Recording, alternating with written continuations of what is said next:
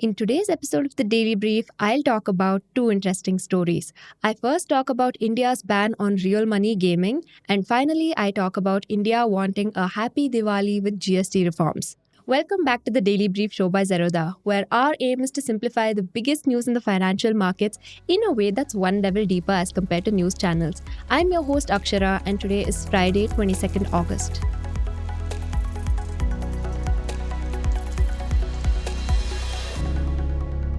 Coming to the first story. So 2 days ago, the Lok Sabha passed the Promotion and Regulation of Online Gaming Bill, effectively banning real money gaming. In other words, any game where betting actual money is involved will cease to exist from now on. Now, this isn't just a simple story of government overreach or industry devastation. It's a complex tale of competing priorities, unintended consequences, and the challenges of regulating emerging technologies. Let's dive into what actually happened, why it matters, and what it means for India's digital future. So, what exactly happened? First, let's establish the verified facts. So, on August 20th, 2025, IT Minister Ashwini Vaishnav introduced the Promotion and Regulation of Online Gaming Bill in the Lok Sabha. The bill was passed by voice vote within approximately 7 minutes, though some opposition parties protested the lack of a detailed debate. The legislation is comprehensive but not a blanket gaming ban. It specifically targets online money games, defined as games where users pay fees or deposit money expecting monetary returns, irrespective of whether such a game is based on skill, chance, or both. This definition is crucial because it eliminates the traditional legal distinction between skill-based and chance-based games that has existed since 1867. What's banned includes fantasy sports platforms like Dream 11, online rummy sites, poker platforms, and any games involving cash prizes.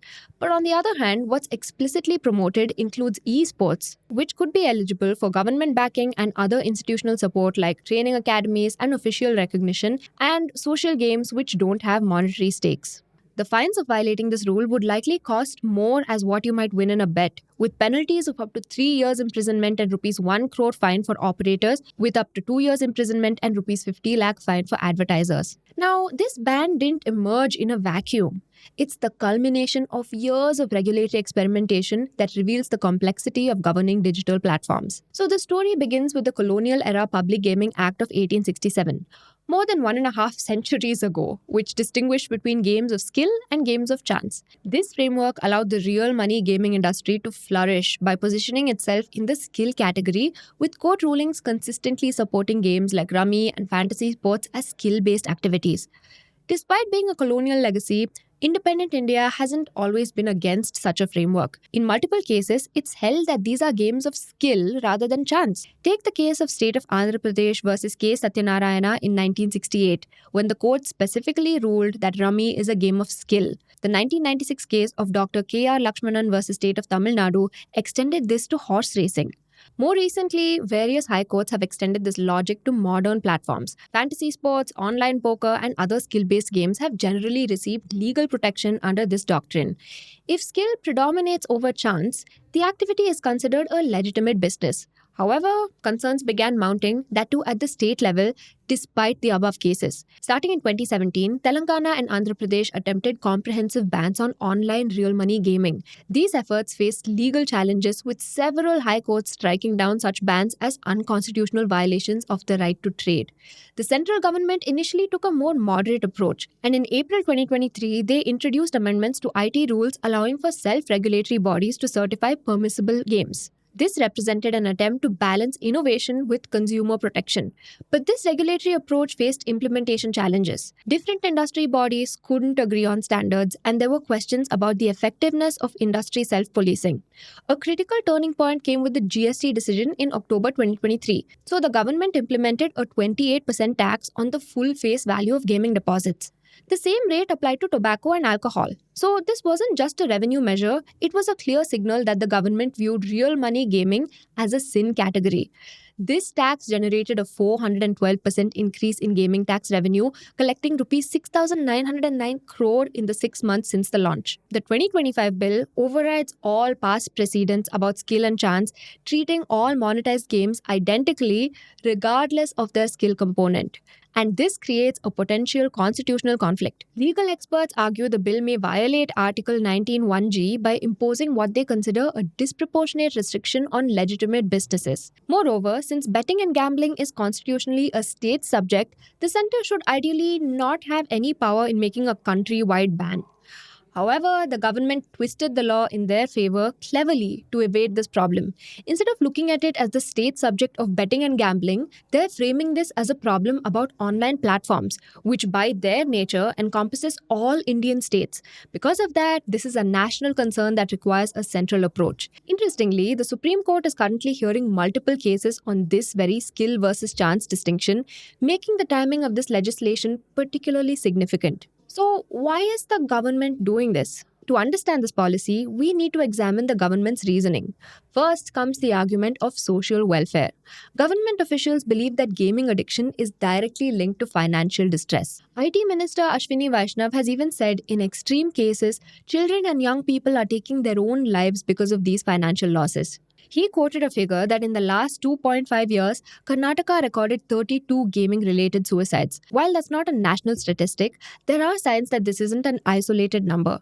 NIMHANS, which is a public institution, has noted that they've increasingly been getting patients that are addicted to real money gaming apps. More than 140 million people in India play on these apps, and that figure nearly triples when it's IPL season. Interestingly, we also discovered that during the IPL, betting apps cause immense strain on the IT systems of banks due to the immense volume of transactions taking place. Due to this scale, there may be some truth to the fact that these betting apps do cause some level of financial distress. In fact, the government has characterized this as a societal decision where protecting citizens from potential harm takes precedence over economic considerations. They even estimate that the losses in tax revenue from this ban could go up to rupees 20,000 crore. However, this was a calculated decision on their part taken to serve the larger public interest. Secondly, there's the national security perspective. The government argues that online gaming platforms can be conduits for fraud and money laundering. The cross-border nature of many platforms with complex offshore structures makes regulation and oversight challenging for authorities. Take the app Probo, for instance, which was raided by the Directorate of Enforcement under fraud allegations. What's interesting is that this decision was taken unilaterally, without consulting the industry. Minister Ashwini Vaishnav stated that it made little sense to open a prohibition law for consultation, emphasizing that the government had engaged with the sector for years and there was political unanimity on the problem. At the same time, however, there's a clear distinction that's now being made for esports like Fortnite and Call of Duty, which is being legally recognized as a skill-based game. This also means that it may benefit from institutional support in the future and will have monetary prizes, but not bets. And this is being hailed as a landmark decision in the esports industry, but it also means that the government has an opinion of what it considers a sport and what it doesn't. And in this case, it's decided that without consulting anyone. Now, the economic impacts of this ban are already being felt across the industry. In fact, N-Tracker reported that Dream11, which made over rupees 6,000 crores in FY23 revenue, has decided to wind down its real money gaming business, which makes up 2/3 of its revenue. As of recording this video though, we couldn't confirm this story from elsewhere. But we can confirm that the app Probo is also shutting their business operations in India, issuing a notification to their users that they've paused all money recharges. And there are a lot more players in the industry that might be forced to make similar decisions, like Games 24/7, Mobile Premier League, Winzo, Zoopy, and others. Another second-order effect of this law is how it affects content creators and influencers who make 20 to 30% of the marketing budget of many of these companies. Experts expect that influencers from Tier 2 and Tier 3 towns in India who depended on these apps for their income will now have to figure out new ways to make money. The most contentious issue is what happens to user behavior. Industry critics argue that prohibition won't eliminate demand but will push users towards unregulated offshore platforms. They point to examples from states like Telangana, where local bans didn't eliminate gaming but made it harder to regulate and tax. Offshore platforms may offer no safeguards for protecting consumers. But the government's perspective is that allowing harmful activities to continue because people might engage in worse alternatives isn't sound policy. They argue that clear prohibition combined with promotion of healthier alternatives like esports can both reduce harmful gaming behavior and also spur companies to adapt investing in esports.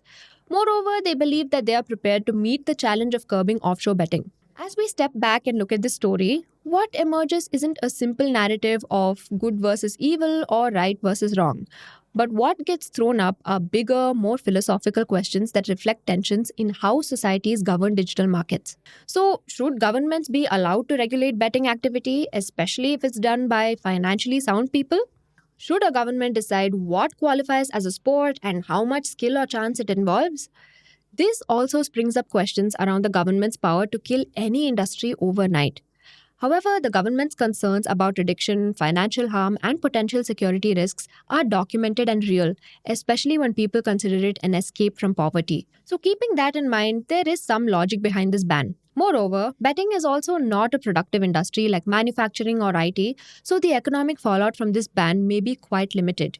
What's clear is that this isn't the end of the story, and several factors will determine the policy's success. The ultimate test will be whether this policy successfully protects users from harm without creating worse alternatives. Now, coming to the second story. So, 8 years ago, India brought about a major overhaul to how we implemented indirect taxes. Instead of a variety of taxes, the government suggested a single goods and services tax or GST that would be applicable across all states. After 8 years, however, GST hasn't seemed to deliver on every promise that it made. While it's improved certain things, it seems to have created new difficulties for a variety of parties, be it Indian MSMEs and exporters or our middle class. The Indian government knows that GST is due for a reform and is expected to table a new set of rules called GST 2.0 that govern the tax. Now, the hope is that these reforms come in time as a Diwali gift from the government. But what exactly needs changing is still under lots of debate because every policy move comes with a trade off, and we can't say for sure whether these reforms will actually improve what they set out to change. So, before these reforms are implemented, we decided to do a primer on how GST has been implemented, the structural problems that exist with it today, and what the future of GST holds. Let's dive in. The promise of the GST was simple: replace dozens of overlapping central and state taxes with a single harmonized system for all of India. Doing business across Indian states could often feel like navigating different countries. A truck carrying goods from Maharashtra to Tamil Nadu would stop at multiple checkposts, pay different taxes at each state border, and deal with varying regulation. Central excise, state VAT, service tax, octroi. Businesses juggled a maze of levies that made simple transactions complex and expensive. The cascading effect was particularly damaging. Imagine that you're a textile manufacturer. You pay excise duty on raw materials, then state VAT on intermediate products, paying taxes twice over the same products with no way to offset them. The final price contains taxes on taxes, ultimately inflating prices for consumers like us. This creates artificial price distortions across the value chain and even makes Indian goods globally uncompetitive.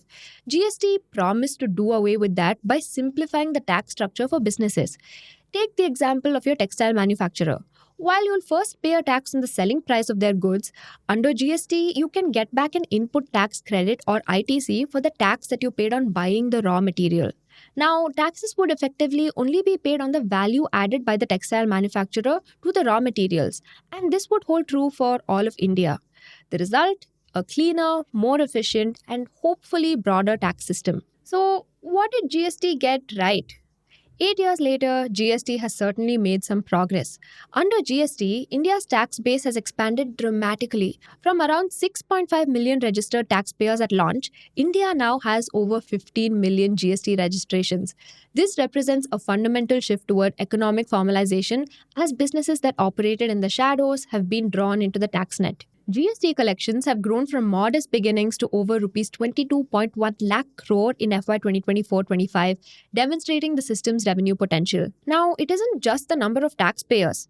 The amounts have also increased substantially. Between FY21 and FY25, the gross GST collected more than doubled to rupees 25 lakh crore. It's also far easier to do business across states, and that can be seen by how much more goods are being shipped across state borders because of GST. In 2022, the Ministry of Transport reported truck travel times to have reduced by 20 to 30%, and uniform tax rules across states was a key reason why. The state border checkposts that used to create long traffic jams are largely gone, replaced by seamless movement of goods across the country. And this efficiency gain translates into real economic value. Companies that previously maintained warehouses in multiple states to avoid interstate taxes can now optimize their supply chains better. As companies can now avail ITC, the final prices of goods and therefore less inflation would be lower across states. The digitization of tax administration has been another quiet revolution. So, e way bills track goods movement, e invoicing ensures real time transaction reporting, and data analytics help identify evasion patterns. While suffering huge technical glitches initially, the GST network has matured into the backbone of GST processing. However, while in theory GST was supposed to simplify everything, its actual design has some unique complexities, and those complexities have created a new set of challenges for the Indian economy. The most important feature of the GST is its multi rate structure. India adopted five main slabs depending on the type of goods: 0% for essentials, 5% for basic necessities, 12% for standard goods, 18% for consumer products, and 28% for luxury goods. This complexity creates endless classification disputes. Is a particular food item a cake taxed at 18% or a biscuit taxed at different rates? Such questions consume enormous administrative resources and can be used for rent seeking. The multi rate structure has also created inverted duty structures, where inputs are taxed higher than outputs. The textile sector exemplifies this distortion. Synthetic fiber is taxed at 18%, yarn at 12%, and final cloth at 5%. As a result, at each step of the textile value chain, businesses have to file claims to get back their ITC refunds, which can be massive. These structural issues are compounded by the exclusion of major sectors. So, in industries like petroleum products, electricity, alcohol, and real estate, businesses can't claim ITC. The reason is simple. The revenue from these items constitutes 33 to 55% of states' indirect tax collections, making them politically untouchable. And so these items are subject to cascading taxes. Now, many of these items are inputs for India's 63 million MSMEs, for whom the GST has made things harder. At the Daily Brief, we have covered the various issues that plague India's MSMEs, from how import tariffs make their lives harder to why they can't scale. And we stress on this because for many developing countries, a healthy MSME policy has been essential to growth. The multi rate structure is yet another hindrance for Indian MSMEs, as even the smallest trader is forced to become a tax expert. A small retailer dealing in paper products must navigate different rates for pamphlets at 5%, letterheads 12%, files 18%, and hardbound registers 28%. This complexity, multiplied across thousands of product categories, has forced many MSMEs to hire tax consultants, an additional monthly cost that erodes their thin margins. But the biggest issue by far is in the ITC claiming mechanism. In theory, it sounds simple: pay tax on inputs, claim credit when you sell outputs. In reality, though, it has created a working capital nightmare for MSMEs and exporters. The reason is simple: the burden of the tax always falls on the buyer. A small manufacturer can only claim ITC after their supplier has filed their tax return and the government has verified it. If the supplier delays filing or makes an error, the buyer's working capital gets blocked indefinitely. It's worse if those items have inverted duties, which can make the refund amounts huge. So, how much of this is a problem, really? It's true that MSMEs contribute little to GST revenues.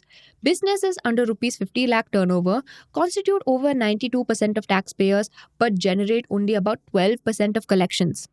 To the government's finances, that's not the biggest concern, but the compliance burden is a structural problem that every small entrepreneur in India has to reluctantly deal with. Unlike for large corporations, these tax burdens aren't just scaling barriers for MSMEs, they could be the difference between running today and shutting down tomorrow. That's worrying for a sector that employs more than 110 million people and makes up nearly 29% of our GDP. Now, the benefits of GST aren't evenly distributed either. The GST is usually decided by a central council. The central government has one-third of the votes, while states have two-thirds. Now, this ensures that states have a decisive voice in countrywide policies that could affect them considerably. This was an experiment in strengthening cooperative federalism in India. But despite this inclusivity, GST has created unexpected tensions in India's federal structure. The central government guaranteed states 14% annual revenue growth for 5 years, but actual GST collections grew slower than projected in most states. So the center compensates states for the shortfalls for a temporary period, but the states continued to struggle to meet pre-GST revenue levels through their own collections, while the compensation created a fiscal burden for the center. The compensation period ended in June 2022, leaving states facing a fiscal cliff. So, states that surrendered significant taxation powers now depend heavily on GST Council consensus for rate changes. Though the states can participate in setting rates and rules, they cannot unilaterally respond to local fiscal needs or economic conditions. A system designed to include states has ironically created forces that do the opposite. Now, the distributional impact of GST is also uneven across income groups. While 50 to 60% of poor household consumption is exempt or taxed at 0 to 5%, wealthy households capture larger absolute benefits from exemptions on education, healthcare, and food simply because they spend more. A poor family might save rupees 500 annually from food exemptions, while a rich family saves thousands. But the worst of the brunt is borne by India's middle class. Their consumption includes significant spending on services that jumped from 15% service tax to 18% GST, creating immediate inflationary pressure on middle class lifestyles. They consume more manufactured goods in the 12% and 18% slabs, while the wealthy can afford luxury items that can be purchased abroad. As India grapples with slowing middle class consumption driven by weak demand, there is hope in the GST 2.0 reforms to give consumption some support. The centerpiece of the reforms is a more simplified tax structure: 5% for merit goods and 18% for standard items, plus 40% for select sin goods like tobacco. If the changes go through, 99% of items currently taxed at 12% would move to the 5% bracket, while 90% of goods in the 28% slab would drop to 18%. Far less complicated than the earlier slabs. This could have two opposite effects. On the one hand, it could reduce tax revenue for the center. So, based on different scenarios, SBI calculates that the GST reforms could lead to a loss of rupees 85,000 crore worth of revenue. This would also result in a further shortfall for how much money the states get. But will the benefit of this be bigger than the cost? SBI estimates that reduced GST could boost what households spend manifold, increasing consumption by rupees 1.98 lakh crore, which means for every rupee of GST revenue lost, consumption is multiplied by 2.3 times. That is a bold future projection, but the Indian stock market also believes similarly, anticipating the reforms with lots of excitement. But it can't be concluded that GST reforms alone would boost consumption or by such a huge multiplier. Wages have been slowing for Indian workers, which has affected domestic consumption significantly. Urban youth unemployment is also high at 19%. With US tariffs, one avenue for growth for Indian export is effectively being shut out. There are lots of factors that affect consumption and, just like earlier, could fall short of the GST 2.0 projections. But even within these reforms, it will take a lot more than simplifying tax slabs to bridge the gap between estimates and reality. As long as the burden of the tax remains on the buyer and their inputs continue to be double taxed, MSMEs will find little relief in these reforms. Moreover, states will expect more compensation to make up a shortfall. So the bottom line is, only time will tell whether GST 2.0 would change it from a bureaucratic maze into the good and simple tax it was meant to be. Now coming to the tidbits. Heavy rains may be disrupting roads, but they're powering up India's dams. Ratings agency ICRA expects India's hydropower generation to rise 10% in FY26, marking a second straight year of growth after a 10% jump in FY25. This comes after a steep 17% drop in FY24 due to weak rains. Now coming to the next tidbit. India's private sector activity expanded at the fastest pace on record in August, driven by a surge in demand. The HSBC India Composite PMI jumped to 65.2, the highest since the survey began in 2005. New orders rose at the sharpest pace in nearly 18 years, with exports growing at the fastest rate since 2014. The services sector led the rally with its index at 65.6, while manufacturing PMI hit 59.8, the highest since 2008. Now coming to the next tidbit. The Finance Ministry has directed public sector banks to expand lending beyond big corporates and extend more credit to mid-market firms, MSMEs, agriculture, engineering, and startups as a buffer against the impact of hefty US tariffs. Banks are also being urged to strengthen recovery strategies, including one-time settlements and joint lenders forums, to protect their margins and sustain profitability. Now coming to the final tidbit. Vedanta's plan to split into 6 listed entities has been delayed after the center raised serious concerns such as non-disclosure and concealed liabilities, and SEBI issued a compliance warning for modifications made post-clearance without proper approval. The National Company Law Tribunal has deferred the hearing to September 17th, intensifying regulatory scrutiny of the demerger. That's all the news I have for you today. Thank you so much for watching and see you in the next one. Disclaimer: this content is for informational purposes only. None of the stocks, brands, or products mentioned are recommendations or endorsements.